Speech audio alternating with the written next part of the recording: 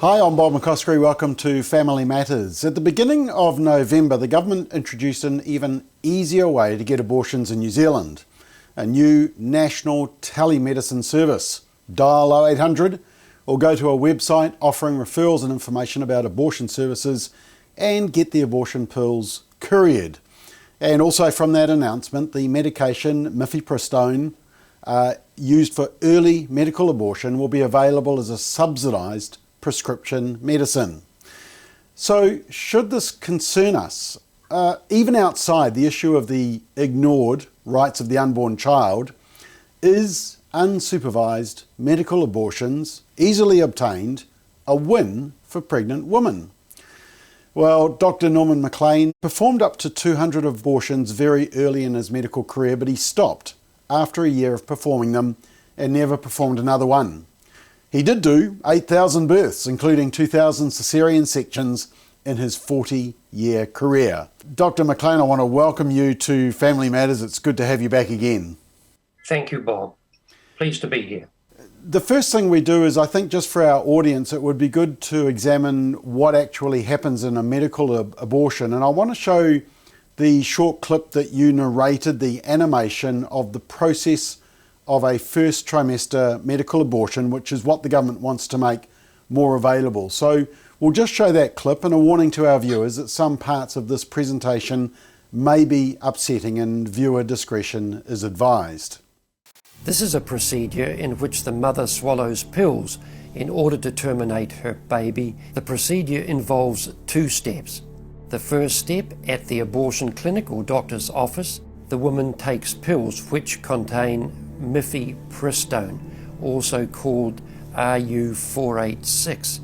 RU486 blocks the action of a hormone called progesterone.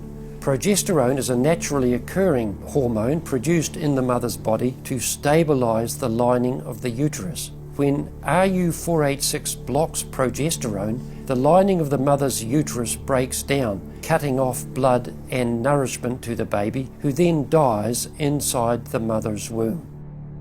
It is important to know that even after it has been taken, it is possible to reverse the effects of RU486 and save the baby if progesterone is administered soon after the drug is taken. Step 2. 1 to 2 days after the RU486, the woman takes another drug, misoprostol, also called Cytotec, and this drug is taken either orally by mouth or vaginally. RU486 and misoprostol working together cause severe cramping, contractions, and often heavy bleeding to force the dead baby out of the woman's uterus. The process can be very intense and painful, and the bleeding and contractions can last from a few hours to several days. While she could lose the baby anytime and anywhere during this process, the woman will often sit on a toilet as she prepares to expel the child, which she will then flush. She may even see her dead baby within the pregnancy sac. At 9 weeks of gestation, for example, the baby will be almost 1 inch in length, and if the mother looks carefully, she might be able to see the arms and legs. After the mother has disposed of her baby, bleeding may well continue to occur. This can last between 1 and 2 weeks and occasionally last more than 30 days. This bleeding can require the mother to be hospitalized if it continues to be heavy and troublesome. Well, that's pretty heartbreaking to watch, Dr Maclean. So I guess here's my opening question to you as a doctor. Is a medical abortion better than a surgical abortion? You know, the earlier the abortion, the better. Well, if one disregards the death of the baby, and if one disregards the physical, mental and spiritual harm to the mother, then the earlier an abortion is performed, the better. So on that basis, with those exclusions, the answer would be yes. However, it at no way can be considered a form of health care. All abortions are a form of health harm. It seems like me that there's kind of this push to get earlier abortions, and somehow that justifies the abortion, almost as though it somehow appeases the conscience. Is that the feeling you get? Oh, undoubtedly. The smaller or less developed the unborn child is, in one's mind, it's a less serious procedure. So just from that point of view. But that's no different to treating a child as less worthy of care and protection than an adult. They are both worthy of care and protection. So it's 0800, get your abortion, phone consultations, abortion pills via courier delivery, abortions done at home, DIY abortions. What could possibly go wrong? Oh, a great deal could go wrong. A great deal could go wrong. Yes, it does sound simple and it does sound easy, but it is full of danger. At every level, it is full of danger. So can you give us some examples of possible risks to the pregnant woman? Well, let us begin by considering the simple practicalities of who exactly will be on the phone and who exactly will be telling the truth and who exactly will be taking the tablets. And how does one know that the person, patient, client ringing is in fact the patient and not someone who is being coerced, for example, into this? Indeed, it is quite possible that someone could ring up, get the tablets, and give them to someone whom they wished to abort without their consent or knowledge. There are a number of dangers from a simply practical point of view. It is not the best way to practice medicine by the telephone. Well, that's what I was trying to think. Is there any other type of medicine where you dial an 0800 number and get a prescription and can carry out a procedure such as this? No. Well, I'm not aware of it. If there is, only in extraordinary circumstances would you normally carry this out. And it's being treated as a major advance in the care of women. And it's a retrograde move. For centuries, the care of a patient has been by consultation, direct consultation, a history taking in full, examination of the patient, followed by diagnosis, followed by the appropriate treatment. So this bypasses many of those steps and inherently carries dangers. And that's just in the practice of the procedure. If you look at what impact mifepristone and misoprostol can have for the patient, then you go through physical risk, you go through mental risk, you go through spiritual risk, and then you go through social risk. That is, if this is acceptable practice early in pregnancy, why should it not be available after birth should, for example, a baby with an abnormality be born? If we are going to accept the killing of the unborn before birth, then what should surprise us if child abuse after birth occurs? There are dangers at every step of this process. So could you just explain, medical abortions can be done up to a certain amount of weeks, but then it needs to be surgical, is that correct? That is correct, yes.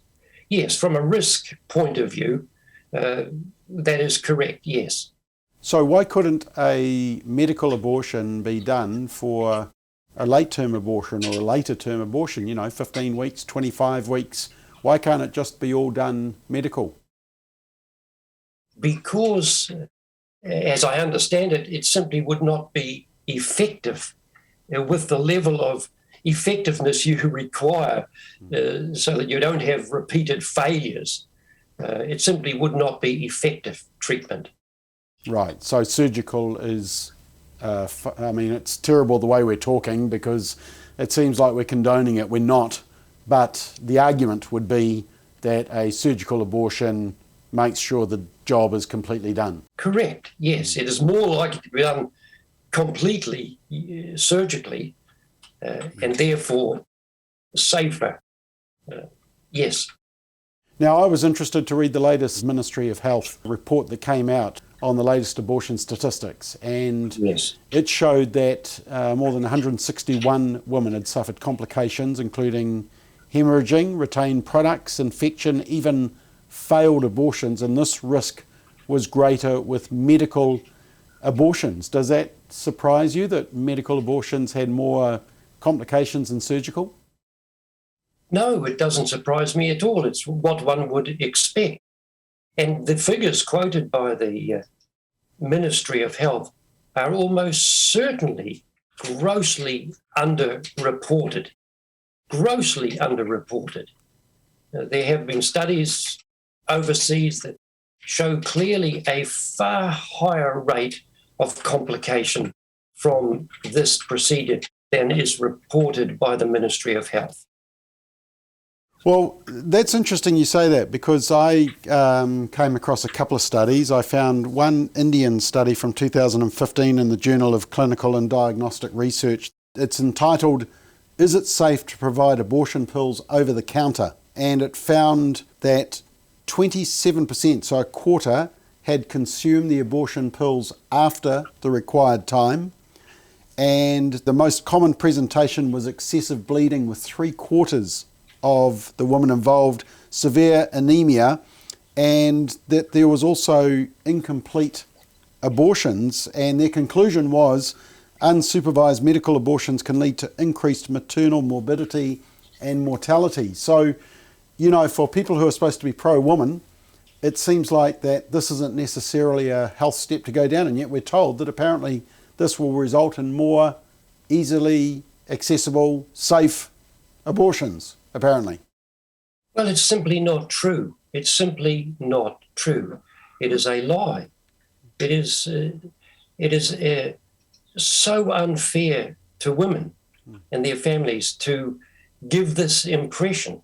There will be complications when you interfere with a natural process, and the complication rate will be significant.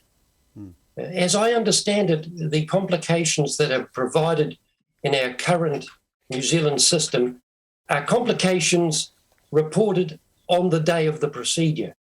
But most of these complications will present after the day of the procedure.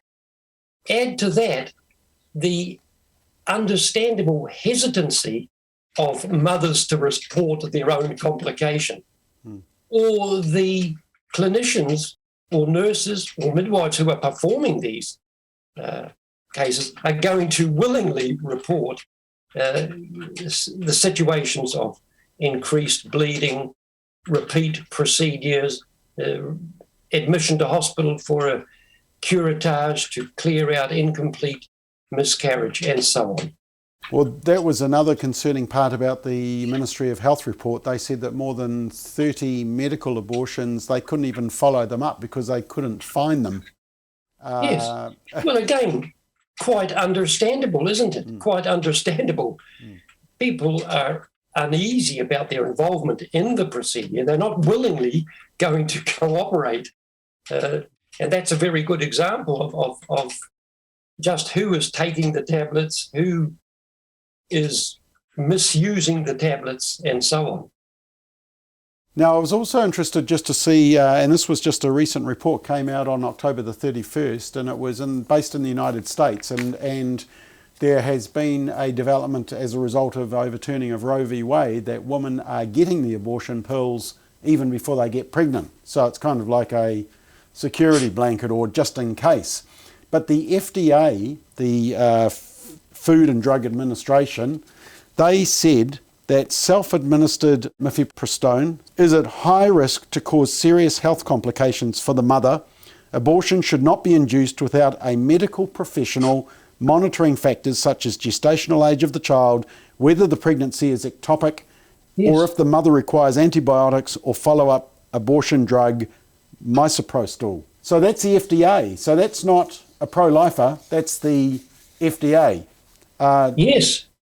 Yes, well, the FDA is a powerful, and they have high-level committees that look into these things, and they are cautioning women, cautioning this type of telehealth. It increases the risks to the mother. And the Food and Drug Administration, I am aware, have reported a number of deaths in the US following this treatment. And that doesn't surprise me. It doesn't surprise me at all.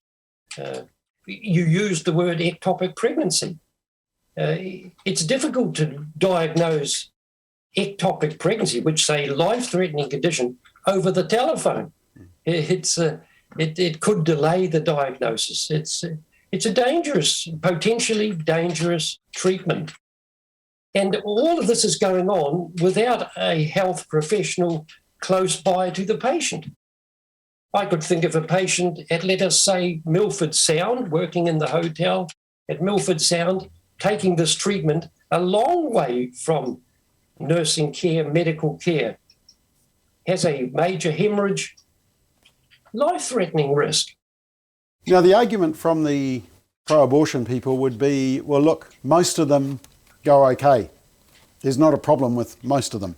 So what's your problem, Dr. Maclean? Well, that may be true, but the responsibility of a clinician, the responsibility of a doctor, is to minimise risk to the patient and to ensure that what we are doing is in the best interests of the patient. That is, first, do no harm. So just comparing the risk in that way is not the best way to look at it. And then there are other factors that we haven't discussed, Bob. For example, there's the mental health component of aspect. There's a spiritual component to this for many people. Some will inevitably feel distress. They will feel a sense of guilt. They may become depressed following this procedure, all done in secret and self-induced. This is a major factor. At least when you go into hospital and have an operation, the doctors do it to me. But when you take the tablets, you are now accepting the responsibility for what you are doing. That puts a big responsibility onto the patient. Hard to measure the impact of that guilt factor in this procedure. Well, it's not like going to the chiropodist and having your toes cut. It's not as simple as that, because it involves, and the mothers all know it, it involves an unborn child.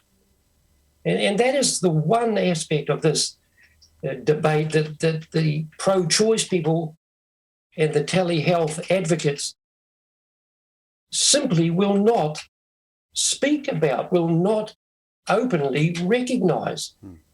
And it's a deception of the highest order, and it's a dishonest deception, and it leads to great danger to the mother. Well, they're effectively trying to reduce the unborn child to a appendix or a tonsil or a toenail, as you say. Correct. That's right. Yes, and one could accept that this may be a reasonable procedure in certain circumstances, should it only be a question of toenails or tonsils. But it is not. There is a living being, a human being in the progress of development. There was one other study that I saw, a Finnish study of 42,600 women, and it's argued to be one of the largest and most accurate study of medical abortions, and it found that women had 4 times as many serious complications after medical abortions than surgical abortions, 20%, 1 in 5. Yes. So it seems like in the New Zealand setting, we're either underreporting, underestimating, women aren't fully disclosing, or we fully haven't realised just how harmful chemical abortions can be. Is that the case? Yes. Oh, absolutely. Absolutely the case. In natural miscarriage, spontaneous natural miscarriage, a significant number of the mothers require hospitalisation for the emptying of the womb to overcome excessive bleeding or the risk of infection. So in the spontaneous miscarriage situation, there are risks of the nature that you've just described. So it's extremely unlikely that the risks are as low as reported by the Ministry of Health. They are a falsely low figure. I just want to show a clip from the media coverage of the announcement of this telehealth 0800 abortion. And it's Dr Snook from the Women's Clinic. So obviously it's, vested interest, financial interest is pushing this whole service. And he effectively said that the abortion pill makes the body miscarry a pregnancy, that the body knows how to miscarry a pregnancy, and that the abortionist or the pill is just inducing that. Let's just have a watch of this clip, and then I'm keen to get your comment on that. Giving medication to make the body miscarry a pregnancy. Now, the body knows how to miscarry, that 1 in 3 pregnancies end in miscarriage naturally. So what we're doing is we're inducing that. So Dr Maclean, it seems like he's equating a miscarriage with an abortion. I find that slightly grotesque to compare those two. What's your response? Oh, absolutely. That's an error of thinking. A spontaneous miscarriage, and they are quite common, carries a significant complication risk. It was one of the most common operative procedures performed in our hospitals, in our public hospitals, because of the number of women requiring admission with continuing bleeding and retained products. And that's the body dealing with a spontaneous miscarriage. It therefore stands to reason that when you interfere with a normally progressing pregnancy, that you will have a complication rate at least as high as the spontaneous one, if not higher.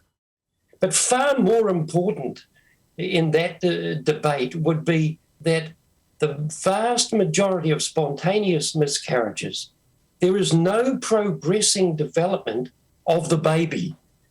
What has happened very early in the pregnancy is that the baby component of pregnancy does not continue. It has died naturally, it has died spontaneously, and it is for that reason that the pregnancy does not continue, and then the body deals with it by miscarrying it. But the placenta, however, may have continued to develop. So that's a very different situation from where a baby continues to develop. So it's not a good comparison. Does the woman's body respond in the same way to a living organism being removed from the body as opposed to an organism which unfortunately, a body, that an unborn child that has died? No, it will manage that quite differently. The body's action with a healthy ongoing pregnancy is to protect that pregnancy, to retain that pregnancy. Now, there are cases further on where premature labour occurs, but the body in general will struggle to preserve the pregnancy. So it's not a good comparison. And it's unwise of Dr. Snook to use that as, oh, well, it's relatively simple. The body can deal with it normally, so it can deal with this. No big deal. That's not fair to the mother to argue that.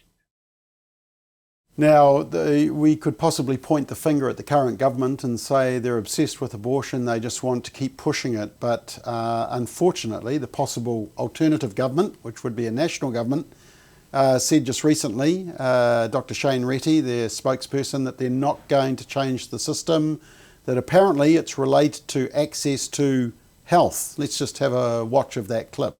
Decide, which is the National Abortion Telehealth Service, right? So this is the government's National Abortion Telehealth Service, which gives people in the first 10 weeks of pregnancy access to clinical consultations, etc., over the phone, essentially.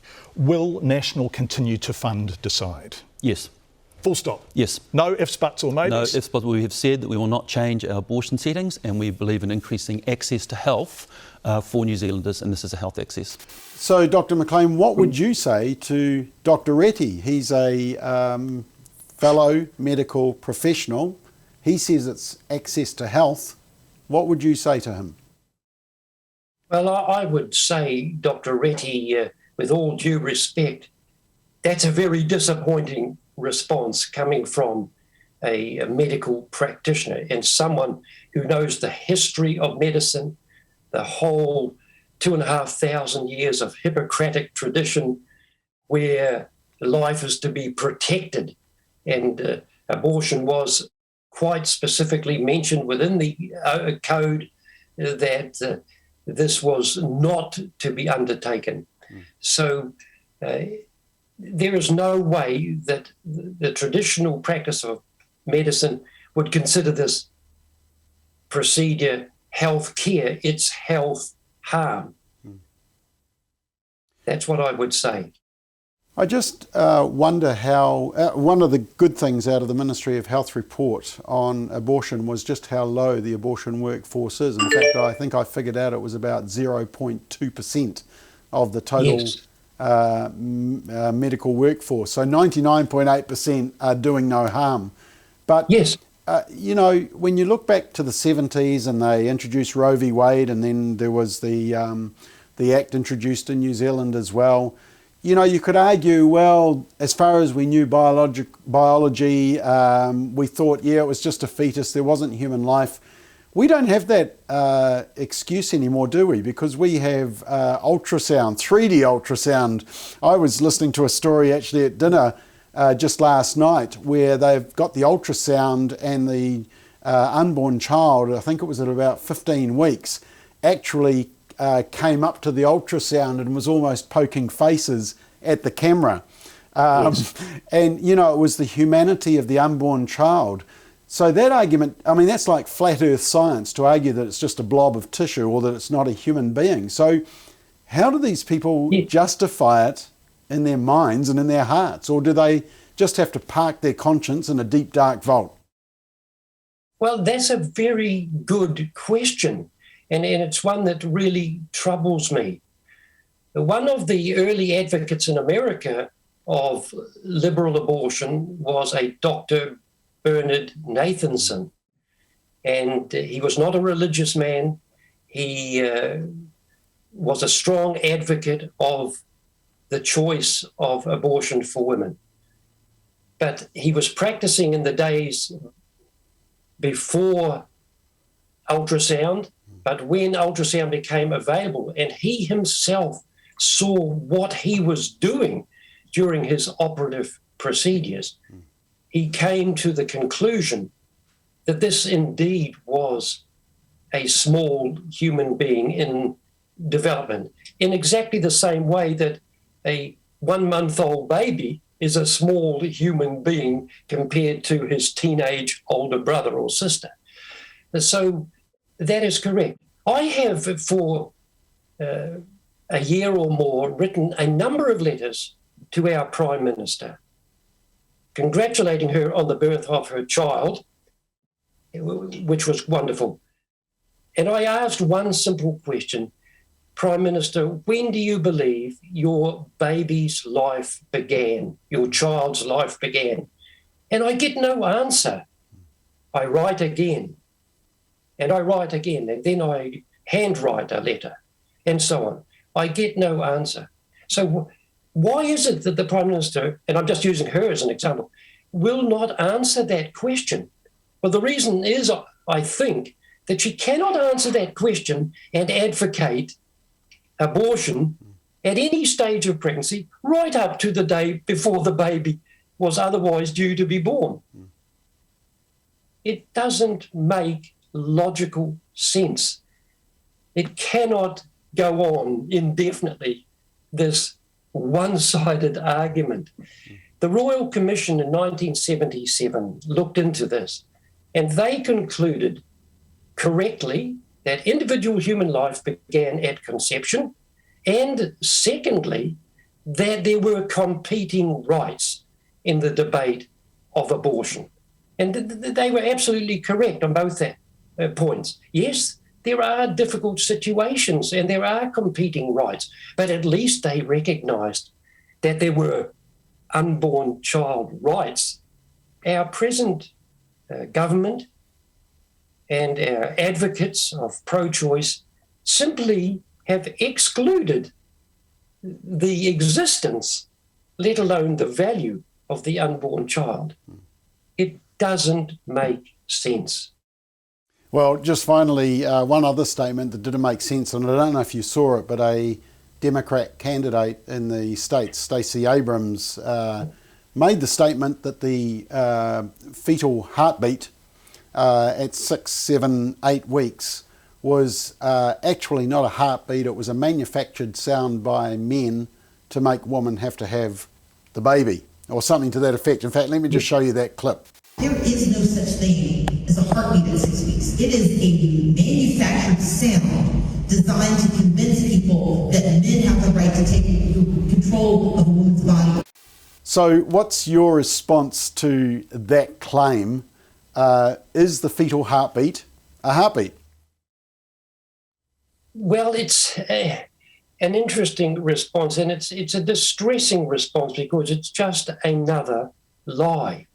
Now, it has a fraction of truth, as lies sometimes do, in the sense that the four-chambered heart that you and I presumably have isn't fully formed at that stage. But there is no question at all that there is a circulation and there is a pumping going on. It is alive, and it is at a rate similar to our rates, a little faster indeed. So she's talking complete nonsense, to be frank. And it's distressing that someone who might appear otherwise intelligent should so mislead her fellow women, her fellow society. So just finally, look, we really appreciate your time. Just finally, what's your advice for people who want to speak up to protect women and also to protect the unborn child? I mean, one thing we saw out of the overturning of Roe v. Wade after 40 years was that actually if you hang in there, you can see positive change. What's your advice to New Zealanders who see a drastic, extreme law in New Zealand 2 years ago? What do we do now? We must continue to be faithful to the cause of protecting unborn human life. I am reminded, as you have indicated, of people like William Wilberforce in the past who stood for the protection against slavery, the protection of slaves to not be bought and sold. And he received a lot of criticism. There was a lot of arguments against him. It was a long struggle, but he remained faithful to the cause. And as a result, slavery was abolished. So I encourage my small number of pro-life friends to stay committed to the cause. The cause is just. There are rights and wrongs. We have a requirement to protect the innocent, which include the unborn. Dr. Maclean, really appreciate your time today, and thank you for your expertise and your stand for the unborn child. We need more medical professionals to speak up and be brave like you, so thank you. Thank you, Bob.